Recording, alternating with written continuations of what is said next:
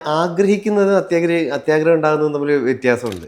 നമ്മൾ ആഗ്രഹിക്കുക എന്ന് പറയുന്നത് നമുക്ക് ആഗ്രഹത്തെ നമുക്ക് വേണമെങ്കിൽ മാറ്റി വയ്ക്കാൻ പറ്റും. പിന്നെ ആവട്ടെ എന്ന് വയ്ക്കാൻ പറ്റും.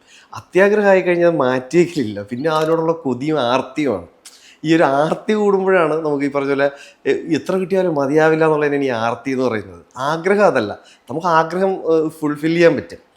എൻ്റെ ഈ ആഗ്രഹം നടന്നു എന്ന് പറയാൻ പറ്റും. പക്ഷെ അത്യാഗ്രഹം പിടിച്ച ഒരാളിനെ എത്ര കിട്ടിയാലും മതിയാവില്ല എന്നുള്ളതാണ് എൻ്റെ ഒരു ഞാൻ മീൻ ചെയ്യുന്നത്. അപ്പോൾ എനിക്ക് സിനിമ എന്ന് പറയുന്നത് അത് തന്നെയാണ്, അത്യാഗ്രഹം തന്നെയാണ്. എനിക്ക് എത്ര കിട്ടിയാലും മതിയാകത്തില്ല.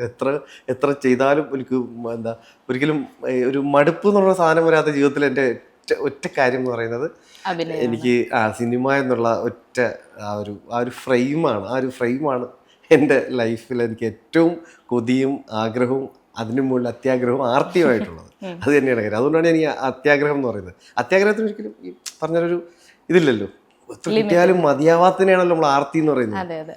അതാണ്, അത്രേ ഉള്ളൂ.